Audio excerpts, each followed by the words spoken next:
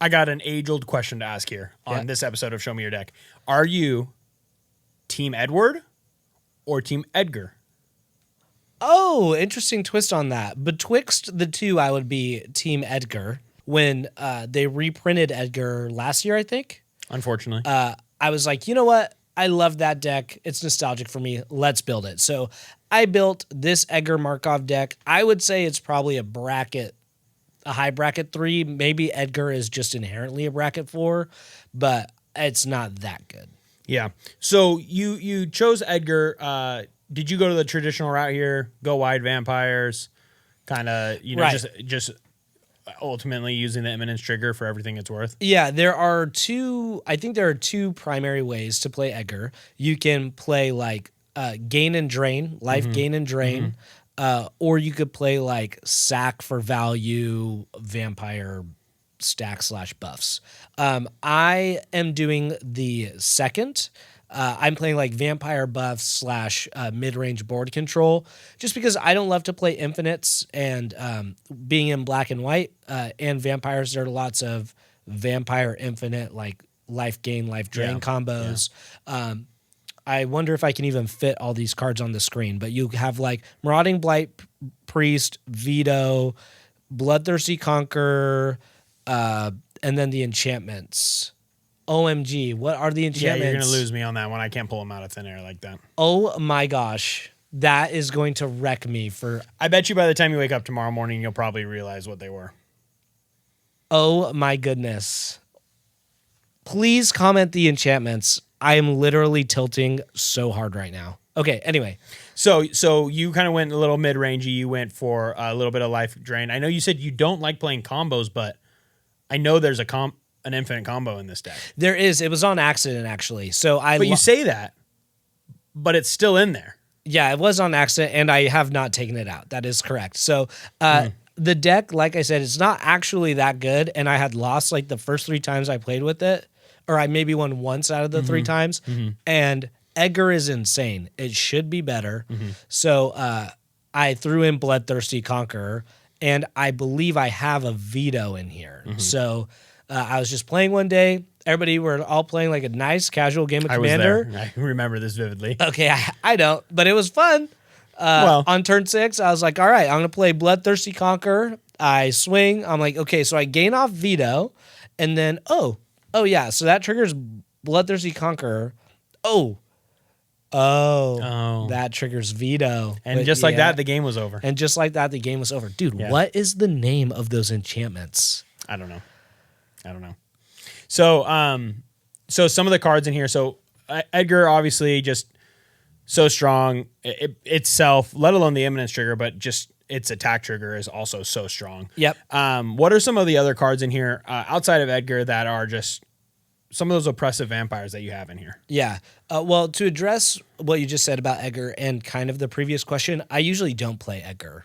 I am that Eminence guy. Yeah, I don't either. Just let Edgar watch from that corner chair in the hotel room. But the best cards in here, we do run, I think this might be what puts into bracket 4. I do run a Bolas's Citadel. Ooh, interesting. It's really good in here. I do have a tiny little bit of life gain, so Bolas's Citadel, pretty insane in this deck. Again, not a singular card, but maybe a collection of cards. I run quite a bit of one-sided board wipes. Like Ruinous Ultimatum. Yeah, Ruinous Ultimatum. Olivia's Wrath is one that's great for vampires. I decided not to put in Kindred Dominance. It's another great one. And then some of the like iconic Edgar finishers. We have Impact Tremors in here. But here's where my build starts to differentiate from the classic power Edgar build. I run cards like Grave Pact and Dictate of Erebos in here. Both of those cards essentially say whenever a creature I control dies, each opponent sacrifices a creature.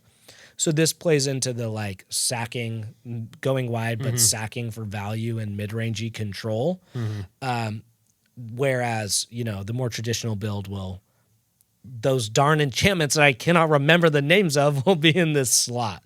But I mean, the meat of the deck is vampires. So some of my favorite vampires in here, I'm going to start with what I think is one of the most underrated vampires I'd agree with this. in Magic. And if you have a go wide white black deck, this card probably should be in it. It's Order of Sacred Dusk. It's 8 mana. Crazy, right? So good. Not necessarily. It has Convoke. So 6, a white and a black. It's a 5/5. Flying, lifelink, haste. It has that alone right there is like, that's awesome. It's amazing. Flying, lifelink, haste, convoke. That's awesome. It's a great text line. And then the bottom is where this goes nuts. Other vampires you control have Exalted. Mm-hmm. So out of nowhere, this can be a finisher if I just need to get over the top, right? Because like the vampires are on the ground. Mardu doesn't necessarily have a ton of evasion, like not a lot of trample, not my vampire tokens that Edgar makes. They don't have they're flying. Not flying. Yeah. Yeah. So what is Exalted though for the people that don't know? The exact wording is whenever this creature attacks alone, it gets +1/+1 until end of turn. So if all my creatures have that, right? I play Order of Sacred Dusk, but I have 10 vampires already. That means I have now 11 instances of Exalted. So if I swing with just Order of Sacred Dusk, I get the 11 +1/+1s because a creature is swinging there by you go. itself. That's the right way. Some other amazing vampires in here. Bloodthirsty Conqueror we talked about. I think Twilight Prophet is an underrated card. The version I have is a little more expensive just because it's like foil etched, but I'm pretty sure this is a sub $1 Just like card. foil etched. Yeah. I think it's a sub $1 card. Budget wise, my deck is, I believe, around the $400 mark.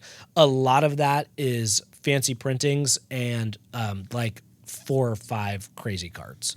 Like Bloodthirsty Conqueror and foil is in here. That immediately drops the price. Anyway, Twilight Prophet, it's easy to get the City's Blessing, and it gives me great card advantage. It's a 2/4. I basically get an extra card each upkeep. Yep. It's very good. One of my other favorite vampires, it's a newer one. I think it's called like Carsey Revenant, is Flying Death Touch Lifelink. It's the 1 black classic, like Nighthawk Scavenger type, just with, or Vampire Nighthawk, just with more upside. And then I love this card. It's High Society Hunter. Oh yeah, this is a good one. 3 and 2 black. It's a 5/3 flyer. Is it a 5/5 or 5/3? It's a 5/3. 5/3. I believe it says whenever a creature, another non-token creature dies, I draw a card. So insane. This helps me avoid putting in like crazy game changers like Trouble in Pairs, but have more synergistic pieces in my deck that give me the card draw that like also trigger an Eminence. And, yeah. That give me the card draw that like an Esper Sentinel or a Trouble in Pairs or even a Phyrexian Arena would not get me. So those are great. I found with this deck, most of my vampires are black and white. I think I only have like 1 or 2 that are red. One being a new one from Lorwyn. It's Kirol, Attentive First Year. Just allows me to copy triggers, which is very cool with this deck. Yeah. So do you have any creatures in here that aren't vampires, or is that just redundant in a deck like this? No, the vampire tribal, has to baby. Be a bunch of vampires. Has to be a vampire. I have found that I love playing tribal, and I stay true to it. Like, yeah, you do play a lot of tribal. I could play like a token tripler in here, like that would go nuts with the Eminence, but that's not what we're here to do. We're here to play vampires and bite people's necks, I guess, and drink their blood. I don't know. Yeah, go infinite. Not go infinite. No. So something that, I don't know, maybe this is a hot take. I'm not sure, but Plains... I got him. Exquisite Blood and Sanguine Bond. There you go. Boom, baby. If you stayed this long, thank you so much. There you go. Wow, the relief. Okay, sorry. Hot take. Yeah. I'm not sure how good I think Planeswalkers are in Commander. I think they're they could be not put in most Commander decks. I think, or maybe, let me rephrase this. Most Planeswalkers that are played, I feel like that didn't need to be in your deck. I see you have a Planeswalker in this deck. I do. Why did you choose that? Well, I would say that's probably a freezing cold take. I think most people would agree with you. Okay, cool. Yes. This Planeswalker, however, is amazing. Elspeth Stormslayer is an awesome Planeswalker. I think one of the best Planeswalkers of last year, ironically, I'd say the other one was also in the Dragonstorm set, but Elspeth doubles my tokens. I believe that's like a static ability. If one or more tokens would be created under your control, twice that many are So there's your created token instead. doubler. So there's my token doubler. But another Benny here is this can give my creatures evasion. So if I recall correctly, Elspeth Stormslayer like gives +1/+1 counters on each creature you control, and they gain flying until end of turn, and that's just a 0 ability, not a minus. To be clear, they gain flying until your next turn. Oh, until my next turn. Yeah, not till the end of turn. Yeah. Which is like that's a whole different game. Yeah. If you have it until your next turn, because now they can block as well with flying. Right. This with my vampire deck just goes nuts. Yeah. So that alone is amazing. Vampire buff. I was talking earlier how you could kind of be a vampire buff deck with Edgar, contributes to that.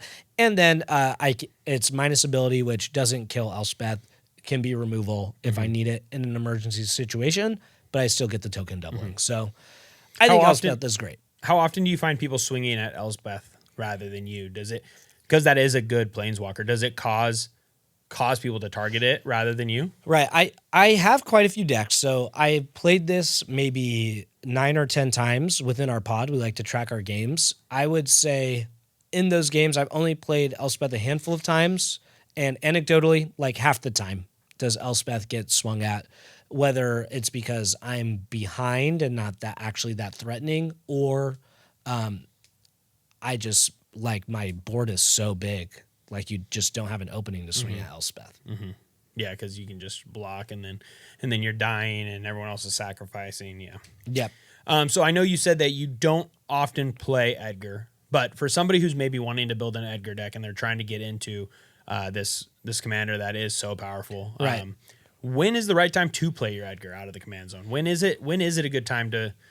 Because his attack trigger is so good. You put a 1/1 counter on all other vampires. On all your vampires, yes. And all he has to do is attack. Right. Edgar is good. You definitely want to be in the go wide strategy if you're casting Edgar. Frankly, I just think that Edgar is 6 mana, I believe. I just think you can be doing more interesting stuff on your turn with 6 mana than casting Edgar and buffing your team. That's my own personal opinion. I have seen you have an Edgar deck that's really good that we'll talk about one day.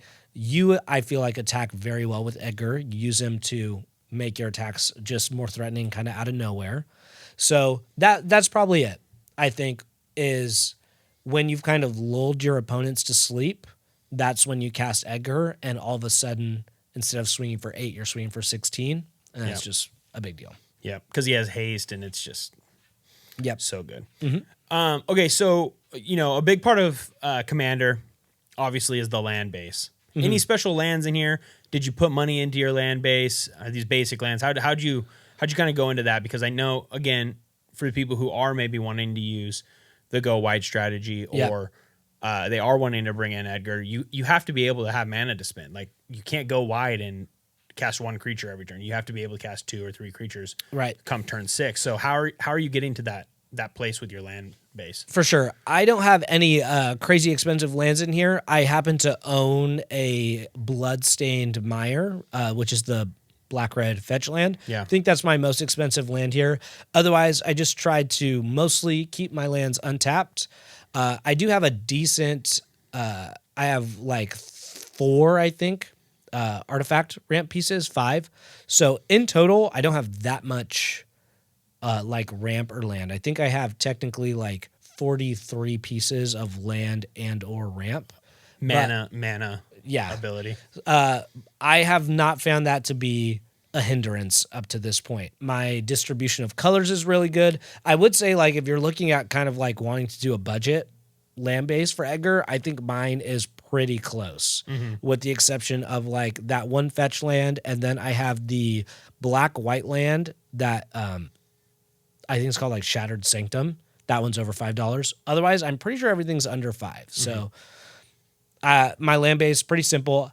I had more artifacts previously to try and get more expensive vampires out, but I found I was just drawing dead too many times. So don't do that anymore. One card that has helped when I've been able to get it is land tax in this deck. It's a 3-color deck. Like I said, I don't have too much red in here, but I still need it just in case, like for Ruinous Ultimatum. Totally. So land tax has been great with fixing me and making sure that I do get my lands on time. Yeah, because land tax, if anyone controls more lands than you get to go search for 3 lands, right? Yep. Yeah. 3 basics. And they go in your hand or on the battlefield? In my hand. And pretty much at all times, people have more lands than me. Yeah. Unless I went first and nobody's playing green, but that's so hyper rare. Yeah, totally. So in the artifact realm, because you brought it up, you know, you said you had a lot of mana. I would argue one of the most underrated cards in an Edgar build that hits the battlefield is Skullclamp. Yeah. Such a good draw engine. You utilize it. Do you Skullclamp all the time? How do you kind of work that into your gameplay? I need to figure it out with Skullclamp, actually. So Skullclamp, a quick creature gets +1/-1. When it dies, you draw 2, right? Like I said earlier, my Edgar build is kind of vampire buffy. Like, oftentimes my vampires get above 1 toughness. Oh, so it might not kill. And then Skullclamp becomes a non-bow in my deck. So Yeah. I have got to figure that out. Skullclamp is like the most powerful draw engine for token decks pretty much ever. Like it's a game changer in that sense within token decks. I've got to figure out how to make it work. I love the card though. I'm not taking it out. It's simply too good. Like my draw package is Skullclamp with like the spell ones that you sack to draw, like Corrupted Conviction, Village Rites, Deadly Dispute. They all do the same thing. And then I have like a few sorceries that draw. But Skullclamp is what really helps me see my deck. And any Edgar deck, no matter how you build, even if it is a little non-bowy like mine, you got to play Skullclamp.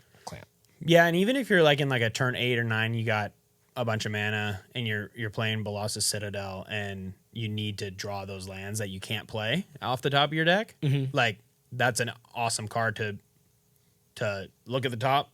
Oh, it's a land, equip, draw, and now I'm back to playing. Yeah. You know, it's a great way to filter through that Balaz's Citadel triggers. Totally. Yeah, no, it's great. What about like interaction here? How are you keeping Edgar safe? Well, I guess if he's in the command zone, he's pretty safe. But how are you keeping your board state safe? I know we talked about a bunch of one-sided board wipes. Are you running like your Achroma's Wills and things like that to maybe on a defensive side? I do not in my build for Edgar. It's mostly a money thing, right? Like Achroma's Will, $10, $20 card. Teferi's Protection, obviously $40, $70 card. Yeah. Like, I just, it's fine. This deck, I feel like, is somewhat straightforward, although I do have some fun, unique alternate win cons. But I don't run too much board protection here. I literally don't think I run any, actually. So I have Boros Charm. I lied. I have Boros Charm, which can give my stuff indestructible, but that's it. Any fun memories with this deck besides the one where you went infinite on? That is a funny memory for sure. Actually, yes. It's funny because of how much you just preach that you don't like infinite combos. and I did you it. Never played them. And then you did it on accident. It was, I'm telling you, I wish you all could have seen it. It was the most innocent mistake ever. He goes, oh. 2 weeks after he was fine with it. But in the moment, he was, oh, I don't like that. Yeah. I don't feel good about that. Yeah, it was not my shining moment. Let's see. Funny stories. Well, one story that is part of why I built this deck is many moons ago when I was playing against this deck, somebody played Captivating Vampire against me. Such a good card. That card is ridiculous. Yeah. It's a vampire That's buff. an instant remove. Yeah, it's a vampire lord, so it gives other vampires you control +1/+1. But the key text box is you tap 5 untap vampires you control, and you gain control of any target creature. Yep. Redonkulous. Yeah. I remember Brandon plays his Captivating Vampire out.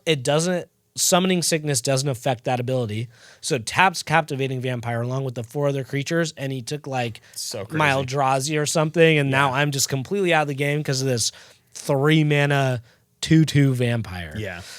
So that's a fun story. Very recently, we were playing against Tristan's Reaper King deck, which is sneaky insane. Yeah, we'll true. put like the card up on the screen somewhere.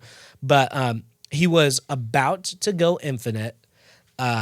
He had just like turned his wheels on his turn and he just missed going infinite. But next turn he had it in the bag. He has like 70 creatures on the board, has seen almost all his deck. We all suck at the game, so we're way behind. In comparison to Tristan, for sure. But after cycling through my deck a bunch with like the Deadly Disputes and Skull Clamps, I got the card Pact of the Serpent. Pact of the Serpent says, I remember this. choose a creature type.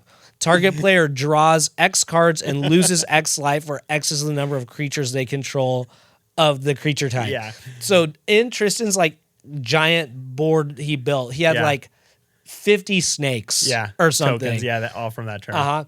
But he also, because he had gone through his deck, he had crazy amount of life. He had a life gain thing going. But he also only had like 40-ish cards left in his deck. And I played Pact of the Serpent on my turn on him. And what would have been like, hey, we're all just going to scoop, like, good game. Yeah. I totally, like, pulled it out in the end. I packed the Serpent, got rid of Tristan, and then because Edgar is such a crazy value commander, I was just able to build faster. Yeah, I think you won that game. Yes. Yeah. Yeah, no, I remember that. I remember that. He's mad behind the camera right now. It's I remember so that. good. No, it's great. And something personal story of mine, and I'll talk about this in my Show Me Your Deck on my Edgar, but you helped me build my Edgar as a Christmas gift. Yeah. You and my wife collaborated on it.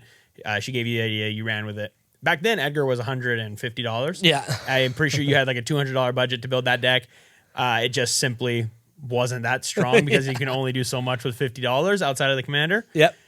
The day this reprinted and you pulled it, I think, out of a pack, or did you buy it? I think you pulled it. I might have pulled it. I think you pulled it. I remember being so sad because I knew instantly your deck would just be better than mine because you had a free $100 to spend. Well, I mean, I didn't have. It was just fascinating, funny story. For what it's worth, I think we're like close to 50-50 against each other.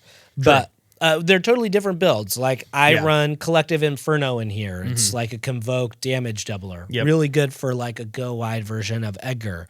I've talked about like Grave Pact, Dictate of Erebos. I run Cathar's Crusade in here. Yep. The vampire buff piece, this has got to be the best card to do so. It's a 5-mana enchantment. Whenever a creature you control enters, you put a +1/+1 counter on each creature you control. Yeah, so good. Just goes ballistic. So our builds are a tiny bit different, but still love them. Yeah. No, it's great. I appreciate it. If you're ever thinking about getting into a Edgar Markov deck, he is one of the top EDH. I think he's number 2 right now on EDH rec. Yep. He's a super popular, super fun commander. Your friends might hate you for building it, but you'll probably win a lot.